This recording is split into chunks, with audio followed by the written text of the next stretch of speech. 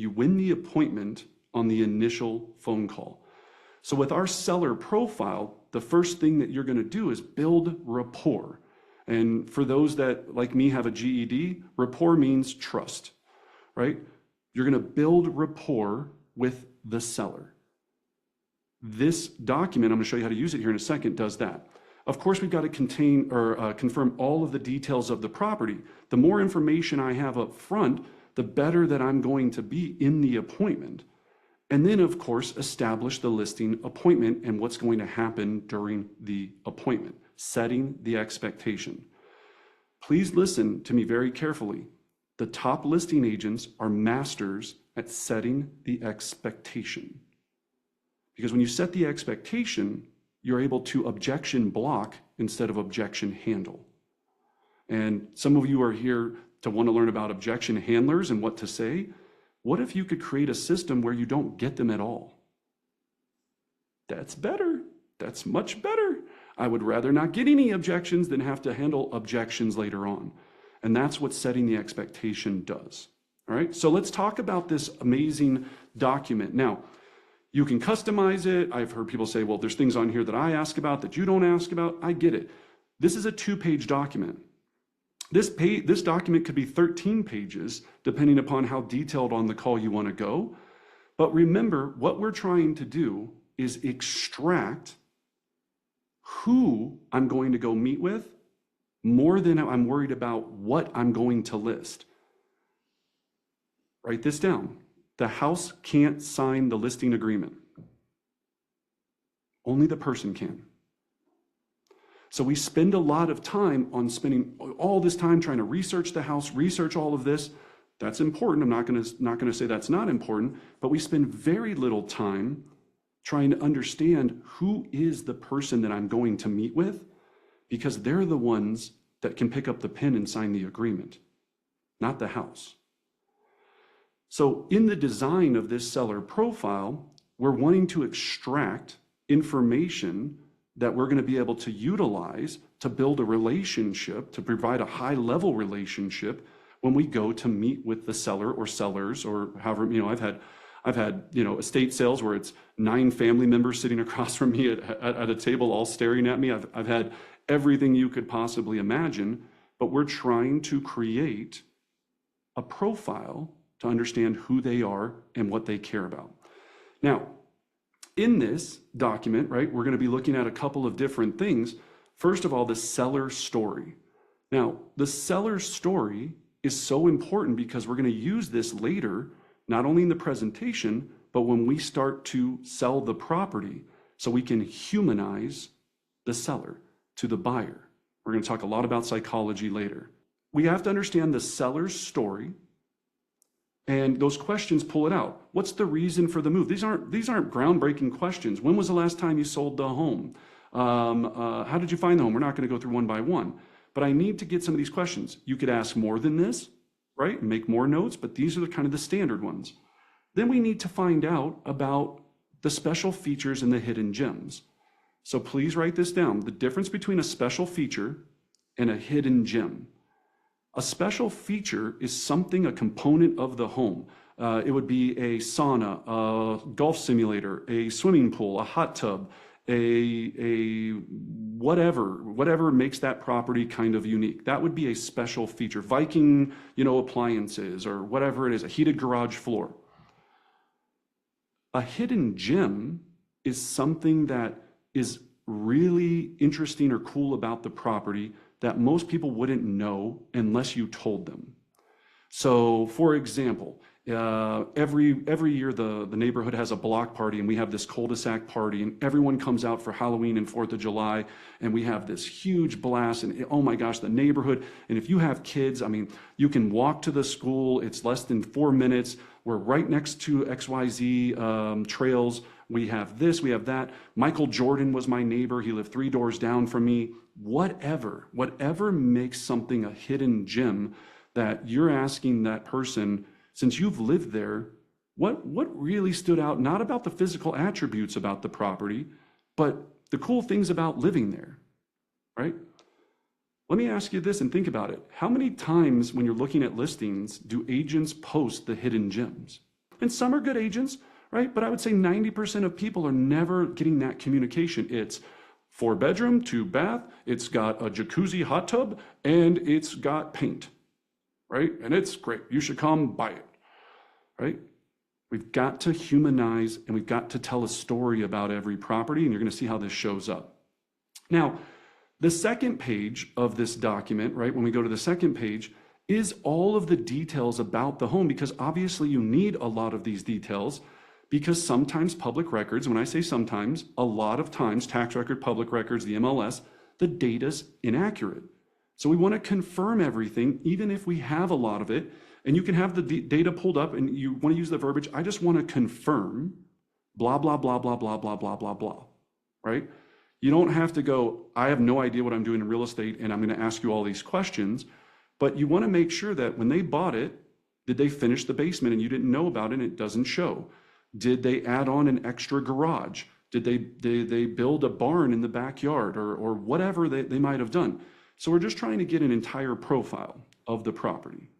Now, at the very bottom of this document, you're going to see 3 animal graphics, right? This is key. When I'm on the phone, I'm trying to identify if the seller that I'm going to meet with is a tiger, a dolphin, or a turtle.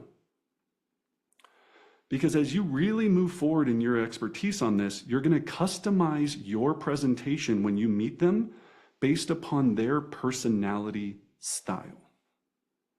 So, to quickly go through this, what is a tiger personality? Now, for those that know the DISC profile or that are KW and know KPAs and all of these things, right? Tiger is that high D, the driver personality, right?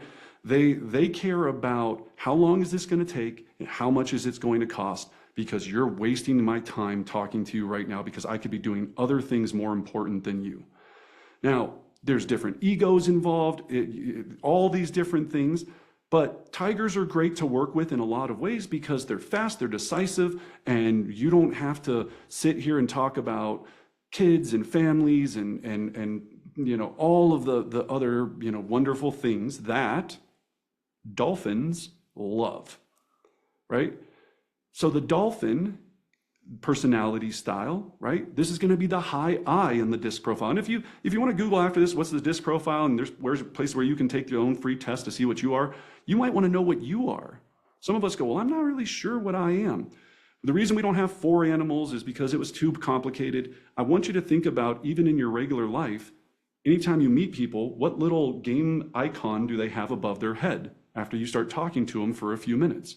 And you go, boop, oh, I got a dolphin on my hands. Let me shift gears. Doo, doo, doo, doo.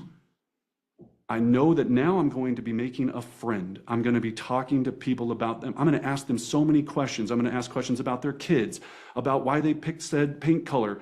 Oh my gosh, the garden is so beautiful.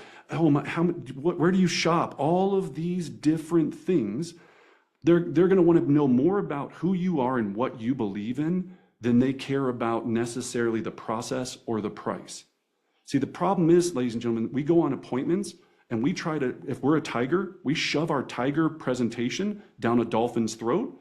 And I did this for years, and I can tell you from experience, because I would come in as a tiger and I'd be like, I'm the best that ever did it, and I'm awesome. And I had a goal to be in and out the house in 28 minutes or less. I used to set my stopwatch. Like, that's how many appointments I was going on and how twisted my brain was. I wasn't going to build a relationship. I was like, let's go in, out. I'm about to break a new time record here. And I lost a lot of opportunities. I won a lot of opportunities, of course, as well, but I lost a lot of opportunities and I lost a lot of repeat and referral business. So once I understood I had to shift gears and become a chameleon, whatever.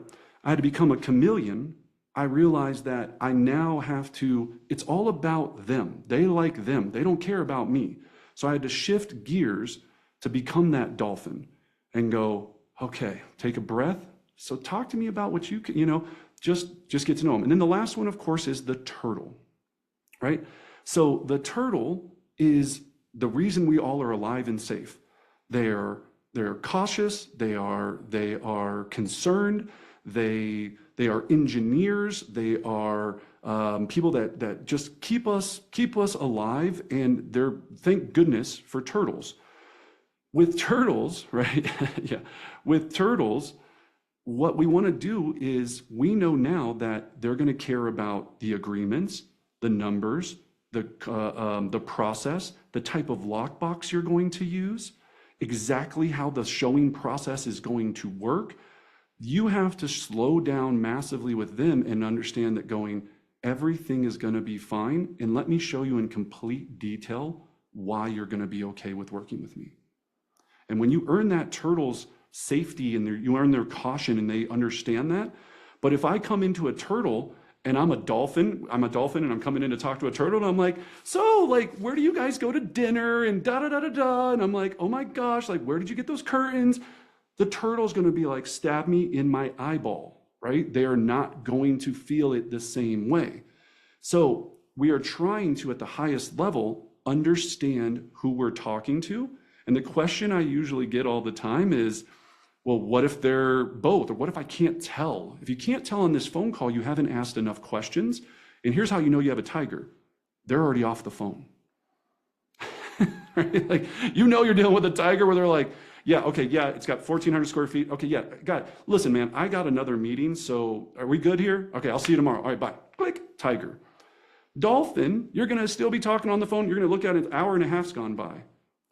Turtle is going to be very cautious on the phone, and they're going to be like, so before you come, are you going to present, the numbers and what about this? And they're going to start asking you a lot of questions and all of that, and it's totally fine. Now, if you get there and we get there and one person's the tiger and one person's a dolphin, what you're trying to identify, and you should be able to do this from practice really quickly, is who makes the decisions. And you're going to see that very early in the presentation. So this is just, we have fun with this, I know we do, but this gets into psychology a lot more. And it's critically important because, as I've said, when we get into next week and we talk about the market analysis and researching the seller and getting all the details to make sure that we go into this appointment, when you're doing this in real time, it's fast. We're going to slow it down so everyone can learn it, but the goal is, and please write this down, I'm going to print out this 2-pager for the amount of appointments I need to take every month. Okay? So what I want you to do when you leave here today, if you're going to use this or create your own or whatever you want to do, print out, so you know if you need 6 listing appointments this month, I want you to print out 6 of these and keep them visual at all times. I used to have a little kind of stacked file folder, you know what I mean? The little aluminum thing that kind of had like rows on it. And I would have the amount that I needed for that month. So, in the beginning it was like 6, and then it was 12, and then it was 14, and then it was 25. And I stare at them and I go, every time I don't have one of these completed, I'm not on track to hit my goals. If I'm halfway through the month and I need to go on 10 listing appointments to take 5, and I'm only through 2 of them, suck it up, buttercup. Got to hit the phones or got to go out there and hit the doors.